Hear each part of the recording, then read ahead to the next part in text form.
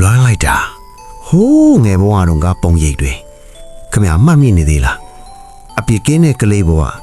တောင်တန်းတွေကြားကနေဝင်းချိန်နဲ့ကျွန်တော်တို့ရဲ့ဂတိကဝတ်တွေကဲအခုချိန်မှာတော့မြို့ပြရဲ့မွန်းချက်မှုတွေကိုခဏထားခဲ့ပြီး mineral တောင်းလေးစီကိုပြန်သွားကြစို့အဖိုးပေးခဲ့တဲ့ဒီချန်ပြက်ကြီးကိုပြန်လဲထူထောင်ဖို့ခင်ဗျားရဲ့လက်အားနဲ့ဇွဲလုံလို့တွေအများကြီးလိုအပ်လိမ့်မယ်နော်မြေစောမယ်ရေလောင်းမယ်တရိษံလေးတွေကိုချစ်ခင်မယ်ဒါတွေမကသေးဘူးရွာတိုင်းကပျော်ပွဲရွှင်ပွဲတွေမှာပါဝင်ဆင်နွှဲရင်ရင်ခုန်စရာကောင်းတဲ့အချစ်ဇက်လန်းလေးတွေကိုလည်းပုံဖော်ရအောင်မယ်လေကြိုးစားမှုရဲ့လက်အထိအောင်မြင်တဲ့စိုက်ခင်းကြီးကိုပိုင်ဆိုင်လိုက်တဲ့အခါချေရသူနဲ့လက်တွဲပြီးဘဝတစ်ခုကိုတိဆောက်လိုက်ကြရအောင်ဒါဟာ game တစ်ခုတစ်ဖက်မဟုတ်ပါဘူးကျွန်တော်တို့အားလုံးရဲ့လှပတဲ့ငယ်ဘဝပါ Harvest Moon Back to Nature